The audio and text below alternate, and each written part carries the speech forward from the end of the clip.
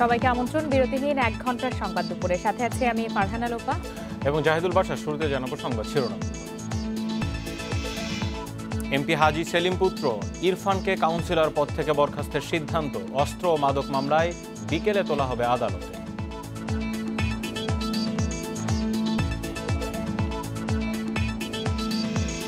বরগুনার রিফাত হত্যা মামলায় অপ্রাপ্তবয়স্ক 14 আসামির বিরুদ্ধে রায় পড়া শুরু। সর্বোচ্চ সাজার প্রত্যাশা স্বজনদের।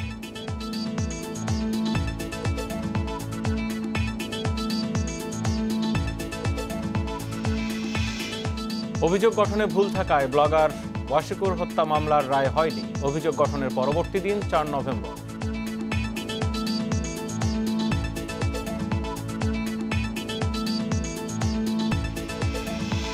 দেশে করোনায় মৃতদের 87% ভুগছিলেন নানা রোগে। 65% ছিল ডায়াবেটিস ও উচ্চ রক্তচাপ।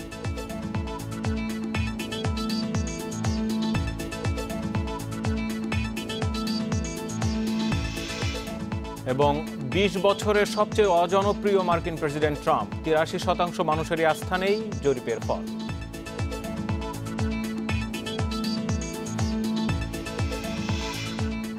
দ্বিতীয় সংবাদ দুপুরের শিরোনামগুলো শুনছিলেন, এবার পুরো খবর। আইন অনুযায়ী হাজী সেলিমের ছেলে সাজাপ্রাপ্ত ইরফান সেলিমকে ওয়ার্ড কাউন্সিলর পদ থেকে আজই সাময়িক বরখাস্ত করা হবে বলে জানিয়েছেন স্থানীয় সরকার মন্ত্রী তাজুল ইসলাম। তিনি আরও জানান, পূর্ণাঙ্গ আদালতের রায় পাওয়ার পর তাকে স্থায়ী বহিষ্কার করা হতে পারে। এ সংক্রান্ত প্রশাসনিক প্রক্রিয়া চলছে বলে জানিয়েছেন স্থানীয় সরকার বিভাগের সচিব হেলাল উদ্দিন আহমদ। কর্পোরেশনের আইনে বলে দেওয়া আছে যে যদি কোনো জনপ্রতিনিধি কাউন্সিলর যদি কোনো আদালত কর্তৃক সাজাপ্রাপ্ত হন, তো এটা যদি আমরা অবহিত হই, স্বাভাবিকভাবে আইনগতভাবেই উনি সাময়িক বরখাস্ত হবেন। গতকাল তো বন্ধের দিন ছিল, তো গতকালই এই ঘটনা ঘটেছে। সুতরাং আজকে আমরা দক্ষিণ সিটি কর্পোরেশন থেকে অফিসিয়ালি জানবো। অফিসিয়ালি জানার পরপরই আমাদের প্রক্রিয়া শুরু হবে। অস্ত্র ও মাদক মামলায় আজ সংসদ সদস্য হাজী সেলিমের ছেলে ইরফান সেলিমকে সিএমএম আদালতে নেয়ার কথা রয়েছে। এর আগে সোমবার মদপান ও অবৈধভাবে ওয়াকি টকি রাখার দায়ে তাকে 1.5 বছরের কারাদণ্ড দেয় র্যাবের ভ্রাম্যমাণ আদালত। এদিকে নৌবাহিনী কর্মকর্তাকে মারধরের মামলায় এমপি পুত্র ইরফানের ব্যক্তিগত সহকারী এবি সিদ্দিক দীপুকে গ্রেপ্তার করেছে ডিবি। টাঙ্গাইল থেকে তাকে গ্রেপ্তার করা হয়। রোববার রাতে রাজধানীর কলাবাগান ক্রসিং এর কাছে মারধর করার অভিযোগে হাজী সেলিমের ছেলে ইরফান সহ 4 জনের নাম উল্লেখ করে সোমবার ধানমন্ডি থানায় মামলা করেন নৌবাহিনীর কর্মকর্তা ওয়াসিফ আহমেদ খান। দুপুরে চকবাজারে হাজী সেলিমের বাসায় অভিযান চালায় র্যাব। পরে সংসদ সদস্যের ছেলে ইরফান সেলিম ও তার দেহরক্ষী জাহিদুল ইসলামকে গ্রেপ্তার করা হয়।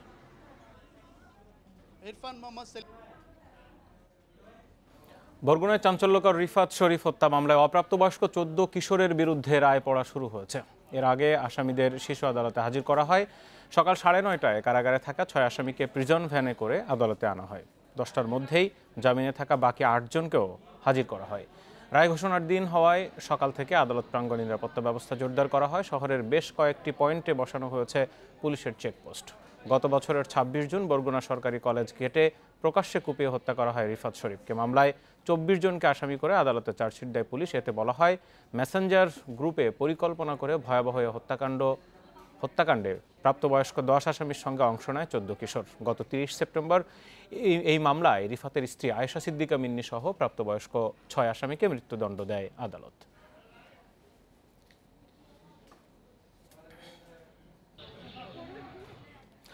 এই মুহূর্তে আদালতের সামনে রয়েছেন আমাদের সহকর্মী মুরাদ আহমেদ। মুরাদ, রায় পড়া শুরু হয়েছে তো বেশ কিছুক্ষণ হয়ে গেল, এখন পর্যন্ত যতটুকু পড়া হয়েছে তাতে কি বলেছেন? ভেতর থেকে কোনো খবর পেলেন কিনা? আর সার্বিক পরিস্থিতি কি? যে আসামি যারা রয়েছেন অপ্রাপ্তবয়স্ক, তাদের স্বজনরাও নিশ্চয়ই সেখানে এসছেন।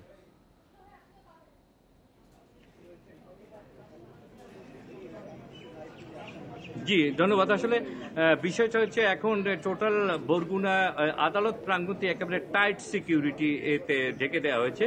তো ভেতরের খবর বাইরে খুব কম আসছে, তবে এটুকু আমরা জানতে পেরেছি 1টা 6 মিনিটে বিচারক যিনি আছেন তিনি রায় পড়া শুরু করেন। তো এখন পর্যন্ত রায় পড়া চলছে। আমি যতটুকু খবর পেয়েছি যে এর আগে যে 30 তারিখে প্রাপ্তবয়স্কদের রায় হয়েছিল সেখানে পূর্ণাঙ্গ রায়টি পড়া হয়নি। আজকে যেহেতু শিশু এবং কিশোররা এর সাথে জড়িত রয়েছে।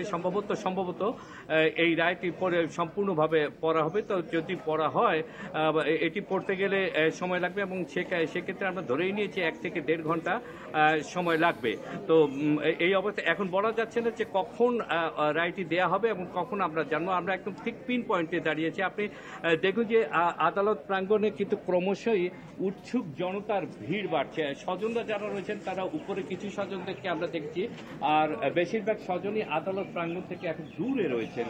আর যেটি বারবার আমরা বলি যে উৎসুক জনতা যারা এই বরগুনায় ত্রাস সন্ত্রাসের শিকার হয়েছে বিভিন্নভাবে, তারা বরগুনায় এই কিশোর গ্যাংয়ের তারা বিভিন্নভাবে হয়রানির শিকার হয়েছে, তাদের সংখ্যা তারাই এই আদালত প্রাঙ্গণে একেবারে ঘিরে আছেন। যদি কঠোর পুলিশি নিরাপত্তা ব্যবস্থা গ্রহণ করা হয়েছে। আমরা আগে বলেছি যে 102 শতাধিক সাদা পোশাকধারী এবং পোশাকি পুলিশ এখানে মোতায়েন করা হয়েছে এবং চেকপোস্ট বসানো হয়েছে।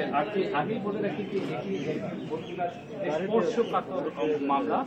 তো সেক্ষেত্রে আমরা এখানে যেটা দেখেছি যে যারা আসামি রয়েছে তাদের মধ্যে স্কুল ছাত্রেরও কথা আমরা দেখেছি, আবার আমরা দেখেছি মেধাবীও রয়েছে। তো এখানে জনগণের মধ্যে যে একটা ভাব রয়েছে, যারা সাধারণ জনগণ রয়েছে তাদের মধ্যে একটা ভাব রয়েছে, যে একটা কথা রয়েছে যে আসামি সে যে হোক যে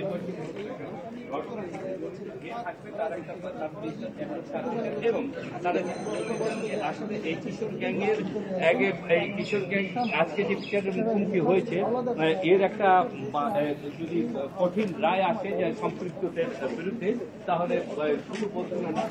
মুরাদ, আজকে যে অপ্রাপ্তবয়স্কদের রায় দেওয়া হবে, আজকে রায়ের পরে নিশ্চয়ই রায় ঘোষণার পরে হয়তো আরো বিস্তারিত জানা যাবে, কিন্তু একটু জানতে চাই এই যে অপ্রাপ্তবয়স্করা এরা সবাই এদের বয়স কেমন ছিল এবং এরা আসলে পড়াশোনার জায়গা থেকে সবাই কোন ক্লাসে পড়তো বা কে কি করতো, একটু তাদের সম্পর্কে জেনে নিতে চাই।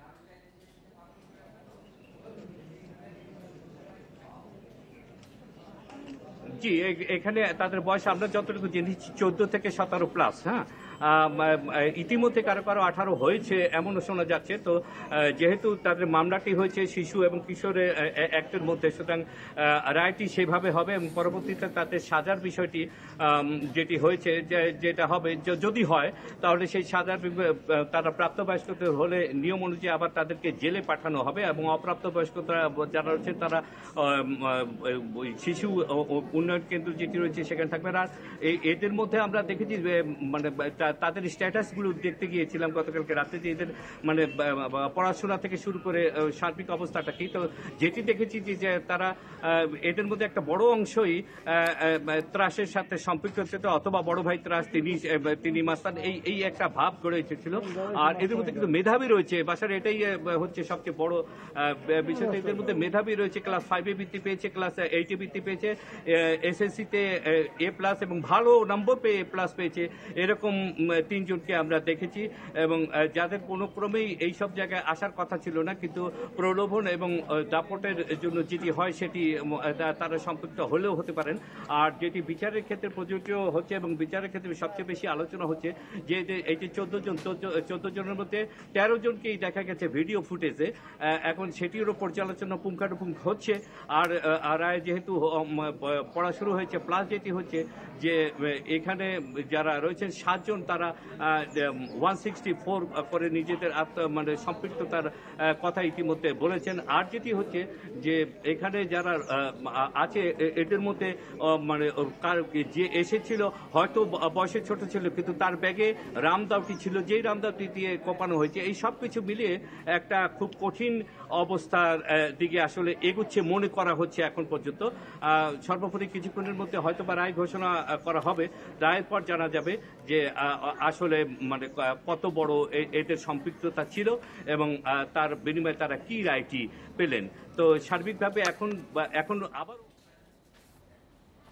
ব্লগার ওয়াশিকুর রহমান হত্যা মামলার অভিযোগ গঠনে ভুল থাকায় আগামী 4 নভেম্বর আবারও অভিযোগ গঠনের শুনানির জন্য দিন ধার্য করেছে আদালত। ঢাকা তৃতীয় অতিরিক্ত মহানগর দায়রা জজ রবিউল ইসলামের আদালতে এই তারিখ নির্ধারণ করা হয়। ব্লগার ওয়াশিকুর রহমান বাবু হত্যা মামলায় 5 আসামির বিরুদ্ধে আজ রায় ঘোষণার তারিখ নির্ধারণ থাকলেও রাষ্ট্রপক্ষের আবেদনে রায় মুলতবি রাখেন আদালত। মামলায় অভিযুক্ত 5 আসামি হলেন জিকরুল্লাহ, আরিফ, সাইফুল, জুনায়েদ ও আকরাম। এদের মধ্যে জুনায়েদ ও আকরাম পলাতক। 2015 সালে রাজধানীর তেজগাঁওয়ের নিজ বাসা থেকে বের হওয়ার সময় ব্লগার ওয়াশিকুর রহমান বাবুকে কুপিয়ে হত্যা করা হয়। দৌড়ে পালিয়ে যাওয়ার সময় ঘটনাস্থল থেকে জিকরুল্লাহ ও আরিফ নামের দুজনকে আটক করে এলাকাবাসী। পরে পুলিশের জিজ্ঞাসাবাদে হত্যাকাণ্ডের কথা স্বীকার করে তারা। এ ঘটনায় নিহত ব্লগার ওয়াশিকুরের ভগ্নিপতি মনির হোসেন তেজগাঁও শিল্পাঞ্চল থানায় হত্যা মামলা দায়ের করেন।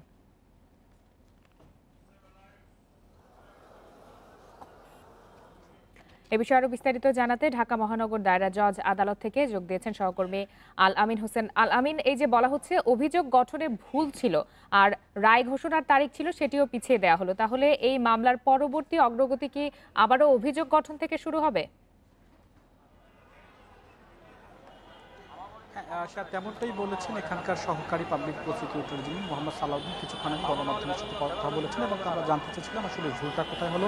সেই ভুলটা যখন পুলিশের পক্ষ থেকে, বিশেষ করে গোয়েন্দা পুলিশের পক্ষ থেকে গত বছর যখন অভিযোগপত্রটি দাখিল করা হলো তখন কি সেটি ভুল হলো, নাকি পরবর্তীতে রাষ্ট্রপক্ষ যখন সেই চার্জ গঠন করা হলো তখন ভুল হলো, আর সেই ভুলটি আসলে এখন কেন ধরা পড়লো, রায় ঘোষণার দিনই এসে কেন নতুন করে চার্জ গঠনের ভুল যেটি সেটি ধরা পড়লো।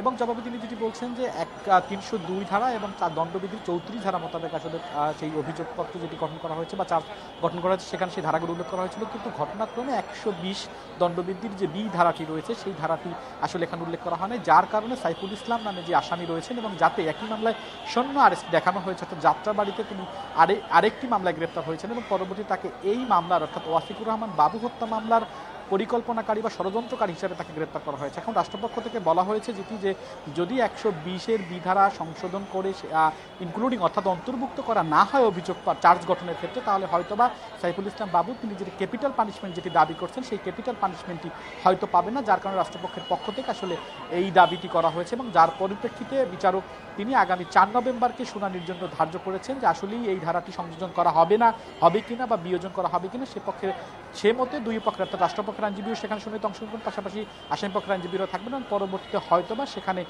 এই যে বিষয়টি রয়েছে এবং সেই বিষয়টিতে তারা হয়তো মতামতের ক্ষেত্রেও চার্জটি সংশোধন হবে কিনা বা যেই চার্জটি গঠন করা হয়েছে 120-এর যে ধারাটি রয়েছে সেটি অন্তর্ভুক্ত করা হবে কিনা 4 নভেম্বর আসলে বলা যাবে এবং তার পরবর্তীতে হয়তোবা বিচারক নতুন আরেকটি দিন ঘোষণা করবেন রায়ের ক্ষেত্রে। সেক্ষেত্রে এখন পর্যন্ত রাষ্ট্রপক্ষের যে সহকারী পাবলিক প্রসিকিউটর মোহাম্মদ সালাউদ্দিন যেমনটা বলেছেন যে 40 জন সাক্ষী রয়েছে এই মামলায়, তার মধ্যে 24 জনের সাক্ষ্য গ্রহণ ইতিমধ্যেই শেষ হয়েছে এবং যার পরিপ্রেক্ষিতে আজকে এমনিতে বাংলাদেশের বিচার প্রক্রিয়ায় ধীর গতির অভিযোগ করা হয় 2015 সালের ঘটনা এবং রায় ঘোষণার দিন অভিযোগপত্রে ভুল থাকার কথা আসলো, তো এই ঘটনায় কি এই বিচার প্রক্রিয়া আসলে আরো কতদিন ঝুলে থাকবে, এ বিষয়ে দুই পক্ষের আইনজীবীরা কি বলছেন?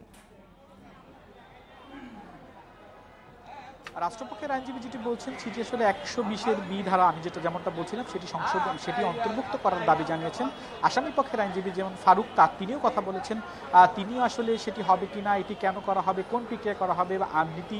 আপনি জানেন যে বাংলাদেশের বিচার প্রক্রিয়া নিয়ে নানা সময় নানা রকম কথা থাকে, ধীর প্রক্রিয়া ধীর গতি আপনি যেমনটা বলেন, সেক্ষেত্রে এখন আসলেই 4 নভেম্বর যদি শুনানিতে সেটি অংশগ্রহণ করা হয় তাহলে পরবর্তীতে আবার হয়তো আসামি পক্ষের পক্ষ থেকে আবার শুনানি তারা দাবি জানাবেন, আবার এটি বাদ দেওয়ার অংশগ্রহণ করবে, সেক্ষেত্রে হয়তো মামলাটা ঝুলে যাবে এবং সত্যিকার ঠিক কবে নাগাদ মামলা আবার রায় ঘোষণা করা হবে সেটি নিয়ে আসলে সন্দেহ থেকেই যায়। খুলনায় মাদক মামলায় মাত্র 3 কার্যদিবসে শুনানি শেষে এক আসামির 1 বছরের কারাদণ্ড দিয়েছে আদালত। রায় একই সঙ্গে তার 10,000 টাকা জরিমানা এবং অনাদায়ে আরও 1 মাসের কারাদণ্ড দেওয়া হয়। দুপুরে খুলনা মেট্রোপলিটন ম্যাজিস্ট্রেট আদালতের বিচারক আতিকুসামাদ এই রায় দেন। 2019 সালের 25 ডিসেম্বর রাতে নগরীর রূপসা ব্রিজের নিচে মোক্তার সড়ক থেকে গাঁজা ও ইয়াবা সহ সম্রাট নামে একজনকে গ্রেপ্তার করে লবণচড়া থানা পুলিশ। ঘটনার পরদিন হরিণটানা থানার এসআই কাজী আকরাম হোসেন বাদী হয়ে মাদকদ্রব্য আইনের 2 ধারায় 2টি মামলা করেন। রায়ের 2 মামলায় 6 মাস করে 1 বছর কারাদণ্ড দেওয়া হয় আদালতে। দ্রুত সময়ের মধ্যে রায় হওয়ায় সন্তোষ প্রকাশ করেছেন রাষ্ট্রপক্ষের আইনজীবী ও মানবাধিকার কর্মীরা। এতে বাদী বিবাদীর ভোগান্তি যেমন কমবে তেমনি মামলার জট কমবে বলেও আশা তাদের।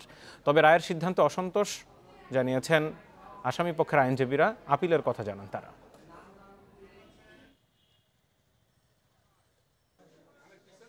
আমরা চেয়েছি যে যত দ্রুত নিষ্পত্তি করতে পারি মামলাটা, যেহেতু 729টা মামলা ম্যাক্সিমাম মামলা এখানে মাদকের মামলা, তো তাড়াতাড়ি নিষ্পত্তি করার জন্য আমাদের এই পদক্ষেপটা গ্রহণ করা এবং এটা চলমান শুরু হয়ে গেল, এখন থেকে এভাবেই দ্রুত নিষ্পত্তি হবে। দ্রুত সময় মামলা শেষ করার পরে আমরা এই মামলার যে রায়, এই রায়ে আমরা সন্তুষ্ট না, আমরা এই মামলার বিরুদ্ধে আপিল করব উচ্চ আদালতে। বিচার বিভাগের দক্ষতা বৃদ্ধিতে প্রশিক্ষণ সহ অন্যান্য বিষয়ে ভারতের সহায়তার আশা প্রকাশ করেছেন আইনমন্ত্রী আনিসুল হক। সকালে বাংলাদেশে নিযুক্ত ভারতীয় হাইকমিশনার বিক্রম দোরাইস্বামী তার সঙ্গে সৌজন্য সাক্ষাৎ শেষে একথা জানান তিনি। একই সঙ্গে আইন সম্পর্কিত যে কোনো বিষয়ে ভারত বাংলাদেশকে সাহায্য করবে বলেও আশা প্রকাশ করেন আইনমন্ত্রী। পরে ভারতীয় হাইকমিশনার বিক্রম দোরাইস্বামী করোনা পরিস্থিতির মধ্যেও ন্যায় বিচার নিশ্চিতে বাংলাদেশের আদালতগুলোর ভূমিকার প্রশংসা করেন। আইনমন্ত্রীর সঙ্গে সৌজন্য সাক্ষাতে সকালে তার গুলশানের বাসায় যান ভারতীয় হাইকমিশনার।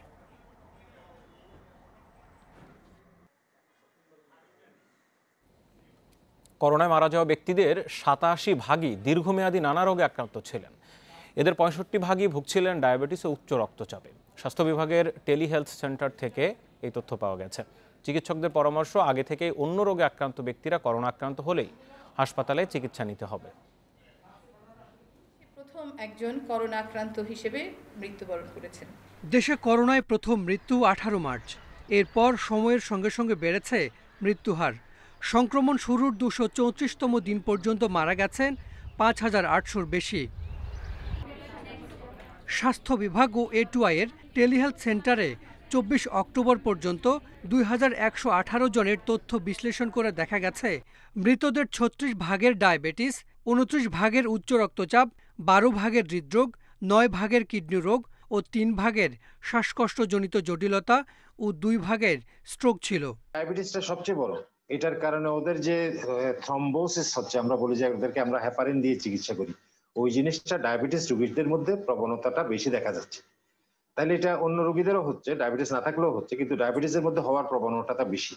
এই জন্য ডায়াবেটিস একটা strong risk factor of death, specially যাদের মধ্যে 60 বছরের বেশি এবং যারা স্থূল শরীর, ওদের মধ্যে এটার সম্ভাবনাটা আরো বেশি। বয়স্কদের মৃত্যুহার সবচেয়ে বেশি। 61 থেকে 70 বছর বয়সে আক্রান্তদের 30 ভাগই মারা গেছেন। 71 থেকে 80 বছর বয়সে মৃত্যুহার 24 ভাগ। মোট মৃত্যুর 81 ভাগের বয়স 50-এর বেশি। বাঁচার পথ হলো তাহলে এই যে কোমরবিডিটি, মৃত্যু আমাদের শিক্ষা দিচ্ছে যে কোমরবিডিটি যত কন্ট্রোলে থাকবে তত আমরা আসলে ওটা নিয়েও বাঁচতে শিখবো। সে আমাকে কাবু করতে পারবে না। আমার ইমিউনিটি ভালো থাকতে হবে, আমার নিউট্রিশন ভালো থাকতে হবে, আমার প্রাথমিক স্বাস্থ্যসেবার সঙ্গে নিউট্রিশন জড়িত, আমার শিক্ষা জড়িত, আমার হ্যান্ড ওয়াশিং জড়িত, আমাদের কি বলে হাঁচি কাশি হলে সেটা যে পাবলিকলি করতে হবে না, সেটার জন্য যে মাস্ক পরতে হবে। টেলিহেলথ সেন্টার বলছে মৃতদের 85 ভাগই মারা গেছে হাসপাতালে, আর হাসপাতালে নেয়ার পথেই মারা গেছেন 5 ভাগ। এছাড়া বাড়িতে মৃত্যু হয়েছে 10 ভাগ রোগীর। Hasan Misba, independent News, Dhaka. আগামী শিক্ষাবর্ষের শুরুতেও স্কুল কলেজ বন্ধ থাকার ঘটনায় 2 জনকে গ্রেপ্তার করেছে পিবিআই। এই নিয়ে এই মামলায় 2 নারী সহ 4 জনকে গ্রেপ্তার করা হলো। জেলা পিবিআই এর পুলিশ সুপার জাকির হোসেন জানান, গ্রেপ্তার বাবুল হোসেন ও আবুল কালাম পুলিশের সোর্স হিসেবে কাজ করুন। রাতে নগরীর ময়নাকুঠি এলাকায় অভিযান চালিয়ে তাদের গ্রেপ্তার করা হয়। এর আগে সোমবার অভিযুক্ত এএসআই রায়হানুল ইসলামকে সাময়িক বরখাস্ত করা হয়। ধর্ষণ মামলাটি হস্তান্তর করা হয় পিবিআইতে। ভুক্তভোগীর পরিবারের অভিযোগ, প্রেমের সম্পর্কের সূত্র ধরে রংপুর মহানগরীর হারাগাছ থানার একটি বাড়িতে 9ম শ্রেণীর ওই ছাত্রীকে ডেকে নিয়ে যায় রায়হানুল। সেখানে রায়হান সহ কয়েকজন ধর্ষণ করে ওই ছাত্রীকে। সন্ধ্যার দিকে ঘটনা জানাজানির পর আলিয়া বেগম ও সুরভি নামের 2 জনকে আটক করে পুলিশ। এই ঘটনায় ছাত্রীর বাবা বাদী হয়ে পুলিশ সদস্য রায়হানুল সহ অজ্ঞাত কয়েকজনকে আসামি করে মামলা দায়ের করেন। দেশে আজ থেকে চালু হচ্ছে ব্যাংক এবং মোবাইলে আর্থিক সেবা বা এমএফএসগুলোর মধ্যে আন্তঃলেনদেনের ব্যবস্থা। নতুন এই সেবার ফলে গ্রাহকদের আর্থিক লেনদেন সহজ হওয়ার পাশাপাশি কমবে ভোগান্তি। তবে ব্যাংক থেকে এমএফএসে এবং মোবাইল থেকে ব্যাংকে টাকা স্থানান্তরে প্রতি হাজারে 4.5 টাকা চার্জ বসানোর বিষয়টিকে অসঙ্গতি হিসেবে দেখছেন সংশ্লিষ্টরা। কারণ এই চার্জ এমএফএস প্রতিষ্ঠানকে দেওয়ার কথা থাকলেও শেষ পর্যন্ত তা গ্রাহকদের ঘাড়েই চাপার আশঙ্কা করছেন তারা। মঙ্গলবার থেকে ব্যাংক ও মোবাইলে আর্থিক সেবাদাতা প্রতিষ্ঠানের মধ্যে আন্তঃলেনদেন সুবিধা চালু হচ্ছে। এক্ষেত্রে শুধুমাত্র পরীক্ষামূলক কার্যক্রম শেষ করেছে এমন প্রতিষ্ঠানই এই সেবা চালু করতে পারবে। কেন্দ্রীয় ব্যাংকের নির্দেশনা অনুযায়ী মোবাইল থেকে মোবাইলে লেনদেনে হাজারে 8 টাকা মাসুল দিতে হবে। এছাড়া ব্যাংক ও এমএফএসে লেনদেনে দিতে হবে 4.5 টাকা। কিন্তু বেশিরভাগ মানুষই জানেন না ব্যাংক থেকে মোবাইলে টাকা লেনদেনের বিষয়টি। তবে এই সেবা শুরু হলে আর্থিক লেনদেন সহজ হওয়ার পাশাপাশি ভোগান্তি অনেকটাই কমে আসবে বলে আশাবাদী তারা। মোবাইল থেকে ব্যাংক থেকে টাকা পাওয়া যায়, আমাদের জন্য সুবিধা। এরকম যদি কোনো সিস্টেম হয় তাহলে আমাদের সবার জন্য এই ব্যাপারটা অনেক ভালো হবে। গ্রাহকরা এই সেবাটি ভোগ করার মাধ্যমে তাদের আর্থিক লেনদেনে আরো সক্ষমতা এবং স্বাধীনতা অর্জন করবেন। একই সঙ্গে আর্থিক প্রতিষ্ঠানগুলো তাদের লেনদেন ব্যবস্থাপনায় আরো শক্তিশালী হবে। সংশ্লিষ্টরা বলছেন, নতুন এই আন্তঃলেনদেনের ফলে গ্রাহকরা অর্থনৈতিক স্বাধীনতা পেয়েছে, কিন্তু নতুন এই সেবার পরিধি বাড়াতে ব্যাংক এবং মোবাইল ব্যাংকিং সেবার মধ্যকার লেনদেনে কোনো চার্জ না রাখার পরামর্শ তাদের। যে কোনো ব্যাংক থেকে টাকা আনুক, যে কোনো মাস্টার কার্ড, ভিসা কার্ড থেকে টাকা আনলে কোনো টাকা খরচ হয় না গ্রাহকের। সো বাংলাদেশ ব্যাংক একটা পলিসি করেছে এখন যে 4.5 টাকা খরচ হবে প্রতি 1000 টাকায়। সো আমি মনে করি এই সময় আসলে এইটা না করে আরো একটা বছর আসলে সময় দেওয়া উচিত। এই নির্দেশনা খানিকটা গ্রাহকের উপর চাপ তৈরি করবে। আশা করি বাংলাদেশ ব্যাংক গ্রাহক স্বার্থের কথা বিবেচনায় রেখে ব্যাংকিং ব্যবস্থাপনার সঙ্গে যুক্ত সংশ্লিষ্টদের নিয়ে এই নির্দেশনা পরিবর্তন করে গ্রাহক বান্ধব এমএফএস খাত গড়ে তুলতে সহায়তা করবেন। বাংলাদেশ ব্যাংক বলছে, একটি কমিটি গঠন করে বিষয়টি পর্যালোচনা করা হবে, প্রয়োজনে পরিবর্তন হবে সিদ্ধান্ত। একটা কমিটি করে যাচাই বাছাই পর্যায়ে আছে, দেখবে আর কি ভবিষ্যতে। এটা তো কেবল শুরু করা হলো, এর মেরিট ডিমেরিট তো আমরা পরবর্তী সময় ফিডব্যাক পাবো। বর্তমানে দেশে 4টি ব্যাংক ও 4টি মোবাইল ব্যাংকিং সেবাদানকারী প্রতিষ্ঠান এই সেবায় যুক্ত হলেও বাকিদের 31 মার্চের মধ্যে আন্তঃলেনদেন ব্যবস্থায় যুক্ত হওয়ার নির্দেশনা দিয়েছে বাংলাদেশ ব্যাংক। তথ্য অনুযায়ী বর্তমানে 16টি প্রতিষ্ঠান মোবাইল ব্যাংকিং সেবায় যুক্ত আছে। তাদের গ্রাহক সংখ্যা ছাড়িয়েছে 9 কোটিরও বেশি। Shamim Ahmed, Independent News, Dhaka. ঝিনাইদহে দুটি মালবাহী ট্রেনের মুখোমুখি সংঘর্ষে ইঞ্জিনসহ 3টি বগি লাইনচ্যুত হওয়ার পর প্রায় 10 ঘন্টা অতিবাহিত হওয়ার পর বেলা 12টার দিকে খুলনা, যশোর ও বেনাপোলের সাথে সারা দেশের রেল যোগাযোগ স্বাভাবিক হয়েছে। গতরাত 2টার দিকে কোটচাঁদপুর উপজেলার সাফদারপুর স্টেশনে এই দুর্ঘটনা ঘটে। এরপর সারা দেশের সাথে খুলনা বিভাগের রেল চলাচল বন্ধ হয়ে যায়। রেলের পশ্চিম জোনের পাকশি ডিভিশনের সহকারী ট্রাফিক অফিসার আব্দুস সোবহান জানিয়েছেন, পার্বতীপুর থেকে তেলবাহী ও যশোর নোয়াপাড়া থেকে মালবাহী ট্রেন দুটি সাফদারপুর স্টেশনে গিয়ে একই লাইনে ঢুকে পড়ে। এ সময় বিকট শব্দে তাদের সংঘর্ষ হলে ইঞ্জিনসহ ট্রেনের 3টি বগি লাইনচ্যুত হয়। বগি লাইন থেকে পড়ে যাওয়ায় বিপুল পরিমাণ ডিজেল তেল এলাকায় ছড়িয়ে পড়ে, তবে কেউই হতাহত হয়নি। সকালে ঈশ্বরদী থেকে রিলিফ ট্রেন ঘটনাস্থলে পৌঁছে উদ্ধার কাজ চালায়।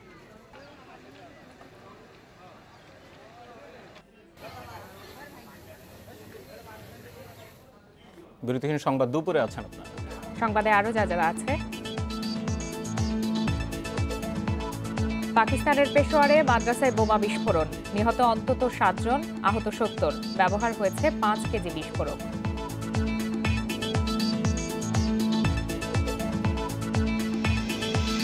চ্যাম্পিয়ন্স লিগে আজ রোমাঞ্চকর সব লড়াই। আসরে প্রথম জয়ের খোঁজে মাঠে নামবে রিয়াল, খেলা আছে চ্যাম্পিয়ন বায়ার্নেরও।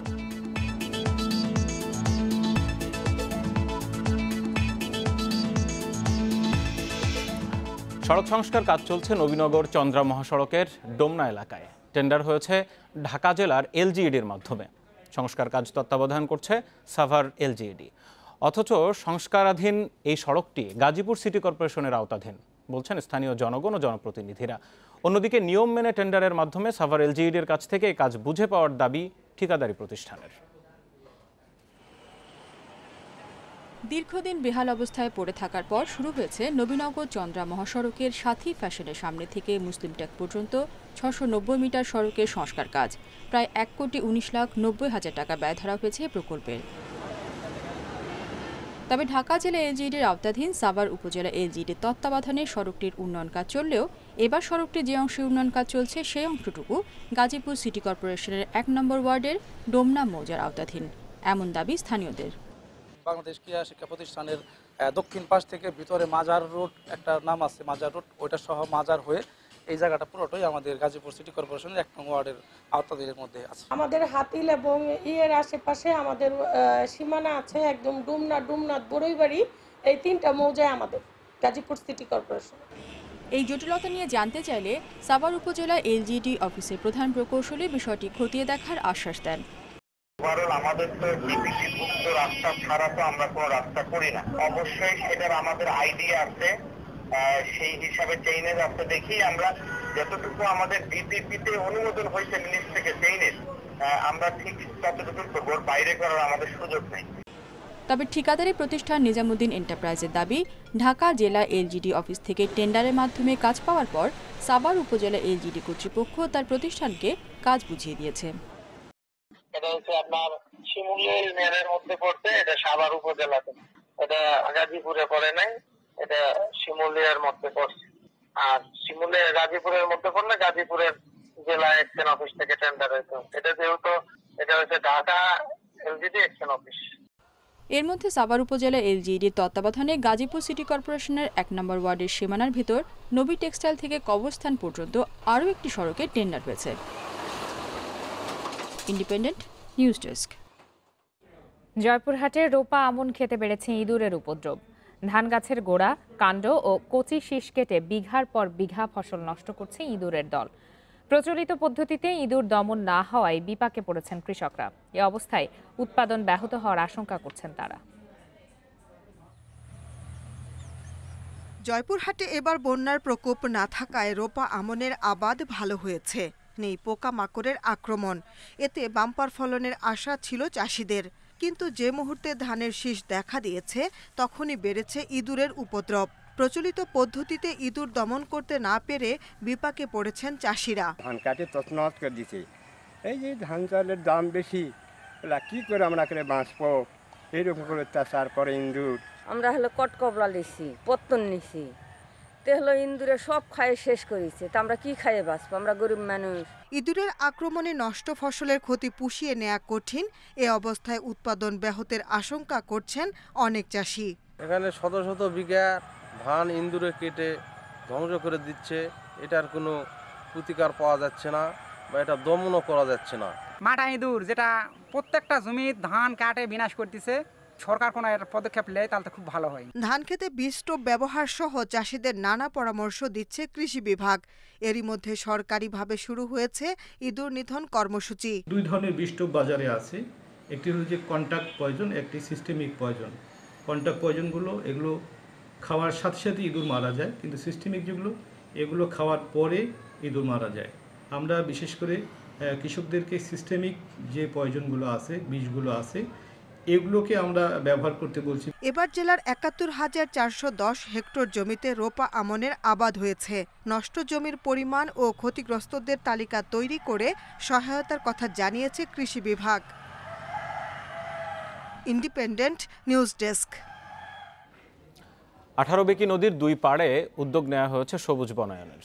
নদী খনন প্রকল্পের উদ্বৃত্ত টাকায় এই কাজ করছে পানি উন্নয়ন বোর্ড। বনায়ন সম্পন্ন হলে নদীর দুই তীরের প্রাকৃতিক পরিবেশ যেমন বদলে যাবে, তেমনি ভাঙন রোধে রাখবে কার্যকরী ভূমিকা। খুলনার তেরোখাদা ও রূপসা উপজেলা দিয়ে বইছে 18 বেকি নদী। এই নদীর দুই ধারে চোখে পড়বে সবুজ ঘাসের মধ্যে গাঢ় আকাশি রঙের সারিবদ্ধ খাঁচা। নেট দিয়ে ঘেরা এক একটি খাঁচার মধ্যে রয়েছে গাছের চারা। নদী তীরবর্তী 12 কিলোমিটার এলাকায় 15,000 ফলজ, বনজ, ভেষজ গাছ ও ঘাস রোপণ করেছে পানি উন্নয়ন বোর্ড।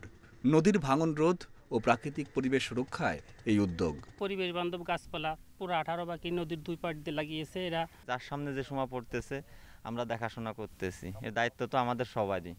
18 বেকি নদী পুনঃখনন প্রকল্পের কাজ শেষ হয়েছে চলতি বছর। পরে কর্তৃপক্ষের অনুমোদন নিয়ে প্রকল্পের উদ্বৃত্ত প্রায় 1 কোটি টাকা দিয়েই এই কার্যক্রম। এই প্রকল্প চলতি আর্থিক বছরের সমাপ্ত। এই প্রকল্পের যে সাশ্রয়কৃত অর্থ এই দিয়ে আমরা বনজ, ফলদ, ঔষধি প্রায় 15,024টা গাছ এখানে রোপণ করেছি। বিশেষজ্ঞরা বলছেন, গাছগুলো পরিপূর্ণ হলে কয়েক বছরের মধ্যে বদলে যাবে নদীর দুই পাশের প্রাকৃতিক পরিবেশ। নদী ও মাটির ক্ষয় রোধের পাশাপাশি পশু পাখির জন্য তৈরি হবে অভয়াশ্রম। গাছ শুধু লাগালে হবে না, গাছের মেনটেন্যান্সও খুব জরুরি। এর যে রুট সিস্টেম, এটা নেটওয়ার্ক ডেভেলপ করে এর মাধ্যমে মাটির ক্ষয়রোধ থেকে রক্ষা করে। এছাড়াও এটা বিভিন্ন বার্ড বা অ্যানিম্যালের জন্য এটা রেস্ট হাউস হিসেবে কাজ করে। গাছ রক্ষণাবেক্ষণে অংশীদারের ভিত্তিতে স্থানীয় জনগণকে দায়িত্ব দেওয়ার পরিকল্পনা রয়েছে পানি উন্নয়ন বোর্ডের। Independent news desk. পাকিস্তানের পেশোয়ারে একটি মাদ্রাসায় বোমা বিস্ফোরণে অন্তত 7 জন নিহত হয়েছে, আহত হয়েছে 70 জন। হতাহতদের মধ্যে বেশিরভাগই শিক্ষার্থী বলে ধারণা করা হচ্ছে।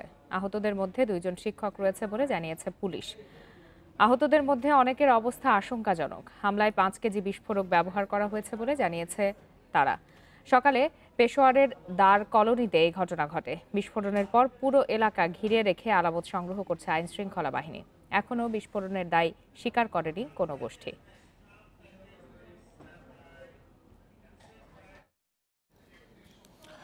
সমসাময়িক বিশ্ব নেতাদের মধ্যে কম জনপ্রিয় মার্কিন প্রেসিডেন্ট ডোনাল্ড ট্রাম্প। যুক্তরাষ্ট্রভিত্তিক গবেষণা প্রতিষ্ঠান পিউ রিসার্চ সেন্টারের সাম্প্রতিক জরিপ বলছে, গত 20 বছরের মধ্যে মার্কিন নেতাদের মধ্যে সবচেয়ে কম জনপ্রিয় ট্রাম্প। 13টি দেশে জরিপের ভিত্তিতে প্রতিষ্ঠানটি বলছে 83% মানুষেরই আস্থা নেই বর্তমান মার্কিন প্রেসিডেন্টের ওপর। মার্কিন প্রেসিডেন্ট শুধু যুক্তরাষ্ট্রে নয়, বরং সবচেয়ে প্রভাবশালী ব্যক্তি হিসেবে বিবেচিত হন পুরো বিশ্বেই। মার্কিন নির্বাচনের আগে তাই আলোচনায় আসছে বর্তমান প্রেসিডেন্ট ডোনাল্ড ট্রাম্পের অবস্থান, জনপ্রিয়তার মতো বিষয়গুলো। মার্কিন গবেষণা প্রতিষ্ঠান পিউ রিসার্চ সেন্টার তাদের জরিপে বলছে, বিশ্ব নেতাদের মধ্যে বর্তমানে সবচেয়ে কম জনপ্রিয় ট্রাম্প। জরিপ অনুযায়ী সবার উপর আছেন জার্মান চ্যান্সেলর অ্যাঙ্গেলা মার্কেল। তার প্রতি আস্থা রয়েছে 76% মানুষের। অন্যদিকে ট্রাম্পের প্রতি আস্থা মাত্র 16% মানুষের। তালিকায় ট্রাম্পের উপরেই আছেন ফ্রান্সের প্রেসিডেন্ট ইমানুয়েল ম্যাখো, ব্রিটিশ প্রধানমন্ত্রী বরিস জনসন, রুশ প্রেসিডেন্ট ভ্লাদিমির পুতিন ও চীনা প্রেসিডেন্ট শি জিনপিং। বিভিন্ন বৈশ্বিক ইস্যুতেও নেতৃত্ব দেওয়ার ক্ষেত্রে পিছিয়ে পড়েছে যুক্তরাষ্ট্র। প্যারিস জলবায়ু চুক্তি থেকে সরে এসে সমালোচনায় পড়েছেন ট্রাম্প। বিশেষজ্ঞরা সতর্ক করছেন, চুক্তি থেকে যুক্তরাষ্ট্র সরে আসায় জলবায়ু পরিবর্তনের ক্ষতি হ্রাস টানা কঠিন হবে। অভিবাসন নীতিতে কট্টর অবস্থান নিয়েও সমালোচনায় পড়েন ট্রাম্প। তবে এরপরও অবৈধ অভিবাসন ঠেকাতে পারেননি তিনি। 2019 সালে ট্রাম্প ঘোষণা দিয়েছিলেন সিরিয়া সহ মধ্যপ্রাচ্য থেকে মার্কিন সেনা প্রত্যাহারের, কিন্তু সেই সিদ্ধান্ত এখনো বাস্তবায়ন হয়নি। অন্যদিকে 2018 সালে তেল আবিব থেকে দূতাবাস সরিয়ে জেরুজালেমে স্থানান্তর করে কার্যত মধ্যপ্রাচ্য সংকটে নতুন জটিলতা তৈরি করেছেন তিনি। বিরোধপূর্ণ ভূমিতে ইসরায়েল ও ফিলিস্তিন 2 রাষ্ট্র গঠনের প্রতিশ্রুতি থেকেও সরে এসেছেন ট্রাম্প। জেনারেল কাশেম সোলাইমানিকে হত্যার মাধ্যমে ইরানের সঙ্গে কার্যত যুদ্ধ অবস্থা তৈরির জন্যও দায়ী করা হয় ট্রাম্পকে। এই ঘটনার পর ইরানের ছোড়া মিসাইলে অন্তত শতাধিক মার্কিন সেনা আহত হওয়ার দাবিও করে তেহরান। 2016 সালে প্রথা ভেঙে তাইওয়ানের প্রেসিডেন্টের সাথে কথা বলে বেইজিংয়ের সঙ্গে সম্পর্কের অবনতি ঘটান ট্রাম্প। চীনের সঙ্গে শুরু করেন বাণিজ্য যুদ্ধ। এছাড়া করোনা মোকাবেলা সহ নানা ইস্যুতে ট্রাম্পের একতরফা সিদ্ধান্ত নির্বাচনে প্রভাব ফেলতে পারে বলে ধারণা করছেন বিশ্লেষকরা। Ashiq Hossain, independent news. 2021 সালের জানুয়ারিতে নতুন প্রেসিডেন্ট পেতে যাচ্ছে যুক্তরাষ্ট্র। দলীয় প্রার্থী নির্বাচনের বিভিন্ন ধাপ ও কয়েক মাসের ব্যয়বহুল প্রচার শেষে এখন ভোটের চূড়ান্ত পর্যায়ে। তবে জনগণের সরাসরি ভোটে নির্বাচিত হন না মার্কিন প্রেসিডেন্ট। নির্বাচিত ইলেক্টরদের সংখ্যার ভিত্তিতে নির্ধারিত হবেন প্রেসিডেন্ট। যুক্তরাষ্ট্রে প্রেসিডেন্ট নির্বাচন হয় প্রতি 4 বছর পর। রীতি অনুযায়ী নির্বাচনী বছরের নভেম্বরের প্রথম সোমবারের পরের দিনই হয় ভোট। এবার হবে 3 নভেম্বর। মার্কিন প্রেসিডেন্ট একই সঙ্গে রাষ্ট্র সরকার প্রধান। তিনি মার্কিন সামরিক বাহিনীর কমান্ডার ইন চিফও। ন্যূনতম 35 বছর বয়সী জন্মগতভাবে মার্কিনী যে কেউ প্রেসিডেন্ট প্রার্থী হতে পারেন। তবে কোনো ব্যক্তি 2 মেয়াদের বেশি প্রেসিডেন্ট হতে পারেন না। যুক্তরাষ্ট্রের প্রেসিডেন্ট জনগণের সরাসরি ভোটে নির্বাচিত হন না। প্রেসিডেন্ট প্রার্থীকে উদ্দেশ্য করে ইলেক্টরদের ভোট দেয় জনগণ। এই ইলেক্টর বা ইলেক্টোরাল কলেজের ভোটে নির্বাচিত হন মার্কিন প্রেসিডেন্ট ও ভাইস প্রেসিডেন্ট। মার্কিন কংগ্রেসের সদস্যের সমান সংখ্যক হয় ইলেক্টরের সংখ্যা। কংগ্রেস সদস্যের বাইরে রাজধানী ডিস্ট্রিক্ট অফ কলম্বিয়ায় 3 জন নিয়ে মোট ইলেক্টোরাল কলেজের সদস্য সংখ্যা 538।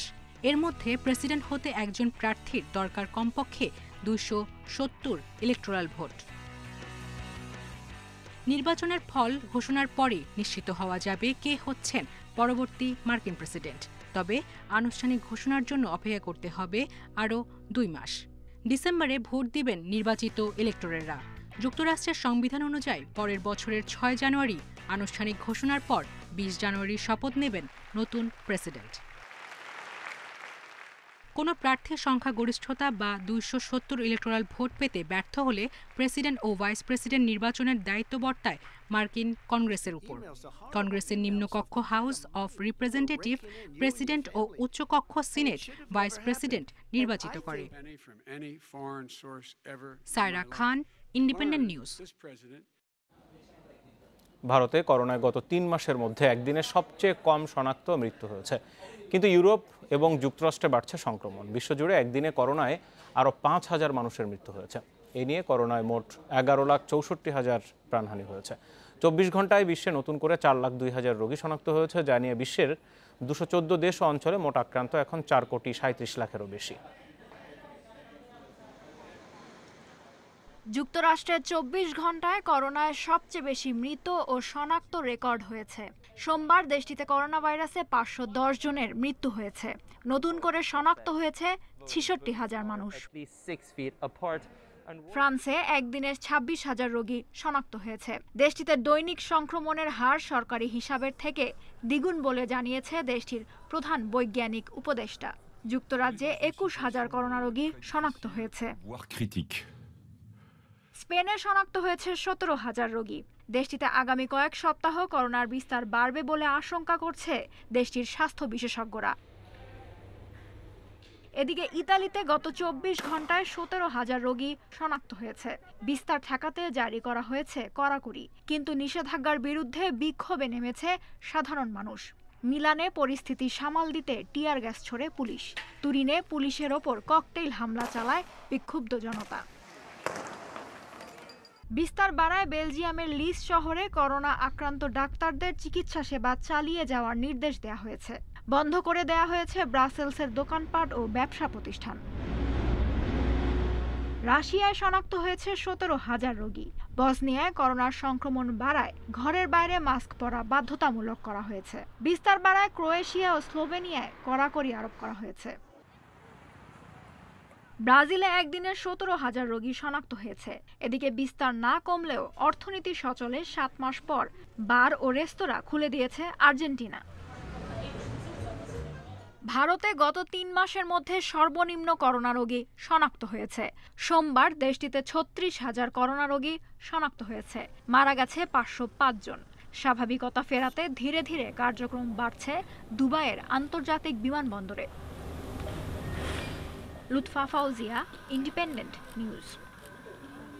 অক্সফোর্ড বিশ্ববিদ্যালয় এবং অ্যাস্ট্রাজেনেকার প্রক্রিয়াধীন কোভিড-19 প্রতিষেধকের ট্রায়ালে আশাব্যঞ্জক ফল মিলেছে।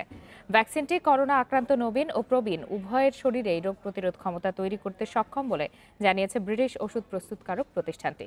অ্যাস্ট্রাজেনেকার বিজ্ঞানীরা বলছেন, ট্রায়ালে দেখা গেছে করোনার সবচেয়ে বেশি ঝুঁকিতে থাকা প্রবীণদের মধ্যে ভ্যাকসিনের পার্শ্ব প্রতিক্রিয়া নবীনদের তুলনায় অনেক কম দেখা গেছে। পরীক্ষামূলক প্রয়োগে প্রবীণদের শরীরে ভ্যাকসিনটি অ্যান্টিবডি এবং টি সেল তৈরিতে সবচেয়ে ভালো কাজ করছে বলেও দাবি করা হয়েছে। অ্যাস্ট্রাজেনেকার মুখপাত্র বলেন, AZD1222 ভ্যাকসিনটি নিরাপদ ও রোগ প্রতিরোধে সক্ষম। নভেম্বরেই করোনা ভ্যাকসিনের সরবরাহ শুরু হতে পারে বলে জানিয়েছে সংবাদ মাধ্যম দ্য সান।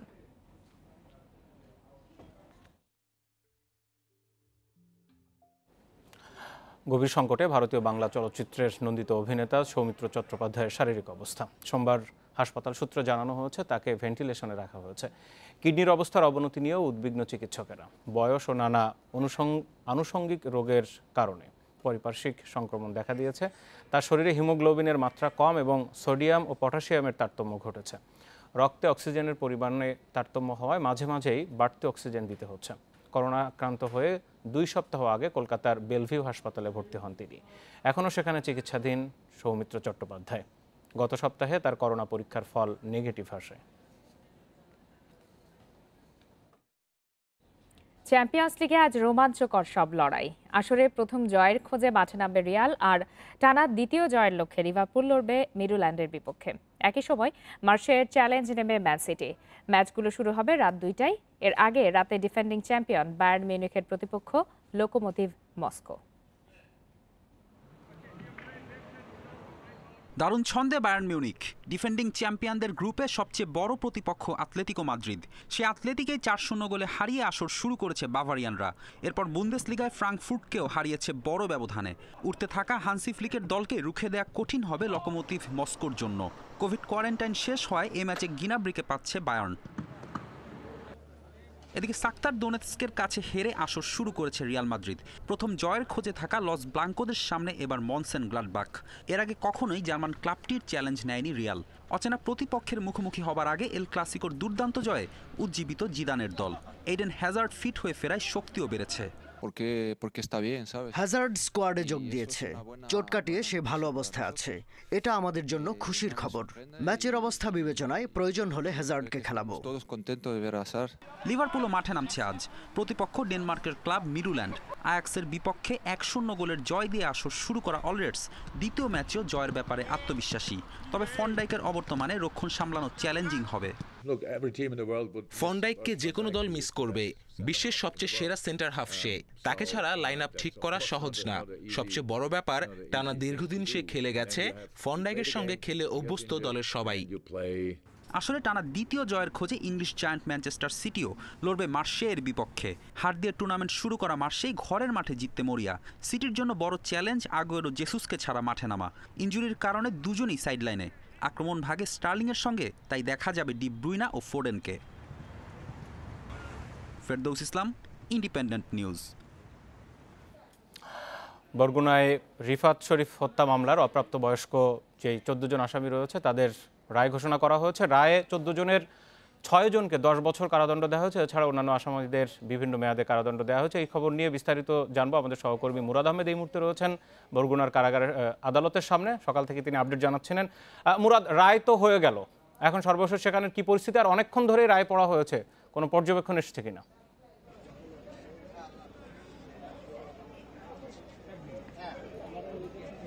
দেখুন, আমরা যেটা দেখতে পেয়েছি সেটি একটা 4 মিনিটে যিনি বিচারক করেছেন তিনি রায় পড়া শুরু করেন এবং পুঙ্খানুপুঙ্খ তিনি কিন্তু ক্লারিফিকেশন করে এই রায়টি করেছেন তার লেখা। এবং তিনি প্রায় 2:40 মিনিট নাগাদ 2:40 মিনিটে 36 মিনিটে তিনি রায় পড়া মূল রায়টি ঘোষণা করেন, অর্থাৎ পড়া শেষ করে ঘোষণা করেন। এক্ষেত্রে আপনারা আগেই জানতে পেরেছেন যে মামলার 6 জন আসামি যারা রয়েছেন তারা 10 বছর করে কারাদণ্ডে দণ্ডিত হয়েছেন। এছাড়া হলো 4 জন 5 বছরে দণ্ডিত হয়েছেন, 1 জন 3 বছরে দণ্ডিত হয়েছেন, 3 জন খালাস পেয়েছেন। তো সেই ক্ষেত্রে পর্যবেক্ষণে আপাতত যে খবর পেয়েছি বিচারক তার পর্যবেক্ষণে কিশোর গ্যাংটার বর্তমান অবস্থা সারা দেশব্যাপী ইনক্লুডিং ঢাকা, তো তিনি এই বিষয়টিকে ব্যাখ্যা করে সামনে এনেছেন এবং এদের যে তথ্য উপাত্য যা ছিল সেগুলোকে সামনে এনেছেন, বিশেষ করে ভিডিও ফুটেজকে সামনে এনেছেন, 164 ধারার জবানবন্দিকে সামনে এসেছেন, ক্রস চেকিংকে সামনে এনেছেন। তারপর পরবর্তীতে এদের জেরা এবং সাক্ষীদের বক্তব্যগুলোকে সামনে এনেছেন। তো এই সামনে আনতে গিয়ে তিনি যেটা বলেছেন যে এই রায় কিশোর গ্যাং এদের দাপট, এদের যে অবস্থা বর্তমানে, এটিকে কন্ট্রোল করার জন্য এ ধরনের একটি রায়ের কোনো বিকল্প নাই এবং এটা কঠোর হতে পারে। তা না হলে ওরা আরো এই ধরনের অপরাধে আরো বেশি কিশোররা জড়িত হতে পারে। যাতে আপনি দেখবেন যে এখন পর্যন্ত আদালত প্রাঙ্গণে প্রচুর ভিড় হয়েছে, যেমন রয়েছে সাংবাদিকদের তেমনি রয়েছে উৎসুক জনতার।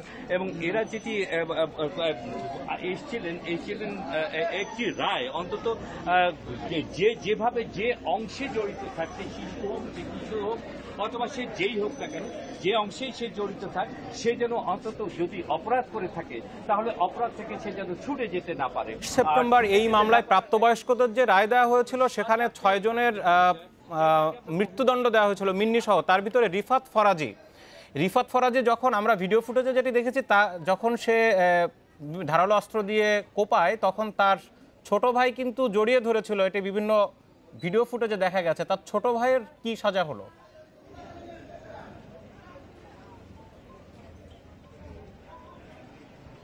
দেখুন, তার ছোট ভাই হলো রিশান ফরাজি, তারও আজকে সর্বোচ্চ সাজা যেটি 10 বছর তাকে দণ্ড দেওয়া হয়েছে এবং এই হত্যার সাথে সরাসরি সম্পৃক্ততার দায়, বয়স কম হওয়ার কারণে কিন্তু সে বেঁচে গেল। একই ফ্যামিলিতে এক ভাই মৃত্যুদণ্ডে দণ্ডিত ও অন্য ভাই এই 10 বছরে, অর্থাৎ এই ক্ষেত্রে সর্বোচ্চ সাজা। ওই মামলাটিতে ওই চার্জশিটে এর বড় ভাই ছিল মূল আসামি, এই চার্জশিটে তার ছোট ভাই রিশান ফরাজি সে হচ্ছে মূল আসামি, অর্থাৎ প্রভাব এবং প্রতিপত্তি, তার পাশাপাশি রাজনৈতিক ছত্রছায়া বরগুনাকে কি পরিমাণে অতিষ্ঠ করেছিল তা এই দুটি রায়ের সারমর্ম যদি আমরা এক জায়গায় করি, প্রত্যেকটা মানুষের এখানে যারা দাঁড়িয়ে আছে প্রত্যেকটা মানুষ রায়ের ক্ষেত্রে তাদের সন্তুষ্টি প্রকাশ করেছে একটি কারণে, যে অন্তত বরগুনায় আর কোনো সন্ত্রাস যাতে মাথা উঁচু করতে না পারে। তারা এখানে খুব ছোট করে জেনে নিতে চাইবো, খুবই আলোচিত মামলা, দেশ জুড়ে তোলপাড় হয়েছে। এই মামলায় অপ্রাপ্তবয়স্ক 14 জনের 3 জন আজকে খালাস পেলেন।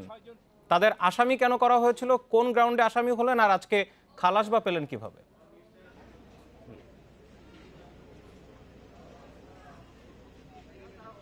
দেখুন, আসামি এদেরকে মূলত যে সামাজিক মাধ্যমে যোগাযোগের ক্ষেত্রেও বিবেচনা করা হয়েছে।